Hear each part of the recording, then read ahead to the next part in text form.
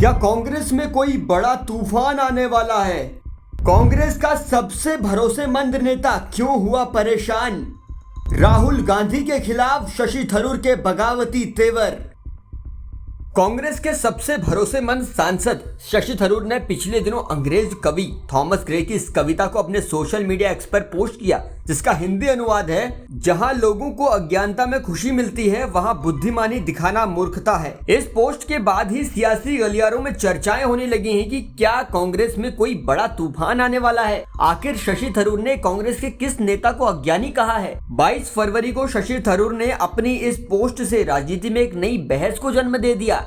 जब 23 फरवरी को शशि थरूर से मीडिया कर्मियों ने यह सवाल पूछा कि पार्टी में सब ठीक है, उन्होंने इसका जवाब दिया कि मैं इस पर कोई टिप्पणी नहीं करूंगा। I have no comment to make at this time.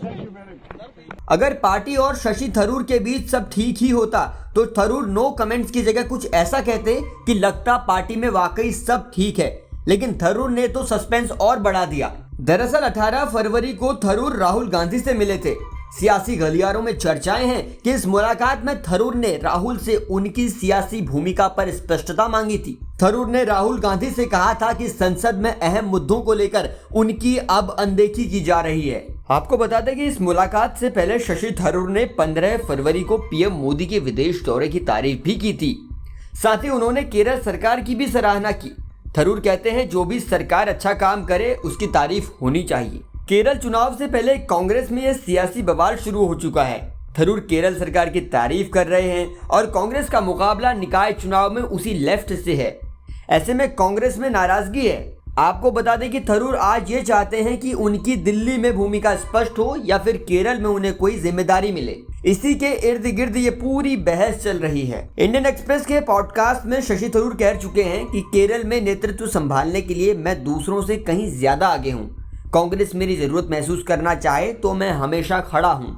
अगर पार्टी को मेरी जरूरत नहीं है तो मेरे पास अन्य काम भी हैं। मेरे पास किताबें, भाषण, दुनिया से निमंत्रण जैसे कई विकल्प हैं। ऐसा नहीं है कि थरूर ही मोदी सरकार की तारीफ करते हैं, बल्कि कई दफा तो पीएम मोदी खुद संसद में शशि थरूर की तारीफ कर चुके हैं। थरूर के इन बयानों के बाद केरल कांग्रेस के मुखपत्र ने थरूर को नसीहत देते हुए कहा कि लोकल बॉडी इलेक्शन चुनाव से पहले पार्टी की उम्मीद को ठेस नहीं पहुंचाना चाहिए।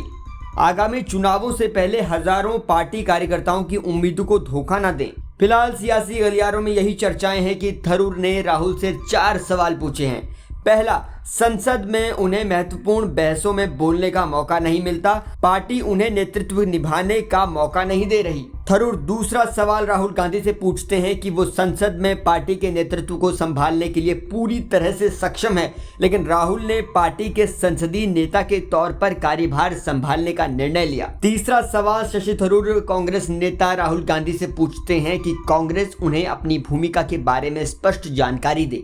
चौथे सवाल में शशि थरूर कहते हैं कि मैं कांग्रेस के युवा विंग की जिम्मेदारी संभालने को तैयार हूं। क्या राहुल गांधी उनकी महत्वाकांक्षाओं को लेकर गंभीर नहीं हैं? थरूर केरल से 4 बार के सांसद हैं। जानकार बताते हैं कि थरूर मनमोहन सिंह और सोनिया गांधी के कहने पर अपनी यूएन की अहम जिम्मेदारी छोड़कर भारतीय राजनीति में आए थे। अब जाहिर है कि शशि थरूर एक सीनियर लीडर होने के नाते अपनी भूमिका के बारे में स्पष्टता तो राहुल गांधी से मांगेंगे ही। हम उनसे हुई एक बातचीत का छोटा सा हिस्सा आपको सुना रहे हैं। बातचीत केरला में है, लेकिन हिंदी टाइटल से आप समझ सकते हैं। ഞാൻ ഒരു കാര്യം പറയട്ടെ, ഞാൻ എപ്പോഴും ജനങ്ങളൊപ്പം നിന്നൊരു വ്യക്തിയാണ്. ഞാൻ ദേശീയ രാഷ്ട്രീയത്തിലും കേരളത്തിലെ രാഷ്ട്രീയത്തിൽ എപ്പോഴും പറഞ്ഞു നടന്നിരിക്കുന്നത്, നമുക്ക് നമ്മളുടെ സ്വന്തം പാർട്ടിക്കാരുടെ വോട്ട് കൊണ്ട് മാത്രം ജയിക്കാൻ സാധിക്കില്ല. അത് യാഥാർത്ഥ്യം തന്നെയാണ്. കോൺഗ്രസിൻ്റെ നാഷണൽ നമ്മൾ ഫിഗേഴ്സ് നോക്കിയാൽ എൻ്റെ കാലത്തിൽ ഞാൻ കണ്ടു കഴിഞ്ഞ 3 ഇലക്ഷനിൽ 19%, 19.5%, 19.6% കോൺഗ്രസ് കിട്ടിയിരിക്കുന്നത്. ഞാൻ എപ്പോഴും പറയും, നമുക്ക് നമ്മളുടെ പൂർണ്ണ പിന്തുണ തരുന്നവർ എപ്പോഴും ഉണ്ടാവും. അവർ മാത്രം മതിയോ? അവരോടൊപ്പം നമ്മൾക്ക് ഇത്രയല്ലേ കിട്ടിയിട്ടുള്ളൂ. നമുക്ക് വീണ്ടും ഒരു 25, 26, 27% കിട്ടിയാലല്ലേ നമുക്ക് ഭരണത്തിൽ വരാൻ സാധിക്കുള്ളൂ. അതുകൊണ്ട് നമ്മളെ ഇതുവരെ ഈ കാലത്ത് ഈ 10 വർഷമായിട്ട് പിന്തുണ തരാത്തവരെയും നമ്മൾ അപ്പീൽ ചെയ്യണ്ടേ. എൻ്റെ അപ്പീൽ തിരുവനന്തപുരത്ത് തന്നെ എപ്പോഴും പാർട്ടിയുടെ അതീതമായിരുന്നു. അതിൻ്റെ അർത്ഥം പാർട്ടിയുടെ ഓരോരോ വിഷയത്തിൽ ഞാൻ സ്ട്രോങ് ആയി നിന്നിട്ടും കൂടി എൻ്റെ ഒരു സംസാരവും പെരുമാറ്റവും കണ്ടിട്ട് പലവരും കോൺഗ്രസ് പാർട്ടിയെ ഇഷ്ടപ്പെടാത്തവരും കൂടി എനിക്ക് വോട്ട് ചെയ്തിട്ടുണ്ടെങ്കിൽ ഞാൻ ജയിച്ചിട്ടുണ്ടാവില്ല. അതന്നെ നമുക്ക് 26-ലും വേണ്ടത്. വെറും കോൺഗ്രസ്സിന് സ്വാഭാവികമായിട്ട് കിട്ടുന്ന വോട്ടുകൾ കിട്ടിയാൽ കോൺഗ്രസ് വീണ്ടും പ്രതിപക്ഷത്തിരിക്കേണ്ടി വരും. ഇത് സത്യം തന്നെയാണ്. അതുകൊണ്ടാണ് താങ്കൾ പറഞ്ഞു, താങ്കളോട് ഈ ചില കോൺഗ്രസ് പ്രതിനിധികൾ നിങ്ങളോട് പറഞ്ഞെന്ന് കേൾക്കുമ്പോൾ എനിക്ക് സന്തോഷമുണ്ട്. ഞാൻ തന്നെ സമ്മതിക്കുക, പലരും എന്നോട് സംസാരിച്ചിട്ടുണ്ട്. അവർ മാത്രമല്ല, ഞങ്ങളുടെ ഘടകകക്ഷികളുടെ ചില പാർട്ടികൾ എന്നോട് സംസാരിച്ചിട്ടുണ്ട്. 1-2 പബ്ലിക് ഒപ്പീനിയൻ പോൾസ് ചിലവർ കമ്മീഷൻ ചെയ്തത് എനിക്ക് കാണിച്ചിട്ടുണ്ട്. ഞാൻ ഒരു ശ്രമം നടത്താതെ, കേരളത്തിൽ ഒരു പ്രചരണം ചെയ്യാതെ എന്തോ ഞാൻ മുന്നോട്ട് നിൽക്കുന്നു ആൾക്കാരുടെ മനസ്സിൽ.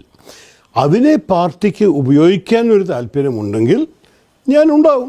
അവർക്ക് പാർട്ടിക്ക് അത് താല്പര്യമില്ലെങ്കിൽ നമ്മൾ വേഗം നമ്മുടെ പാട് നോക്കാം. എനിക്ക് സമയം എന്താ പറയുക, എനിക്ക് എൻ്റെ സമയം ചിലവാക്കാൻ ഓപ്ഷൻസ് ഇല്ല എന്ന് വിചാരിക്കരുത്.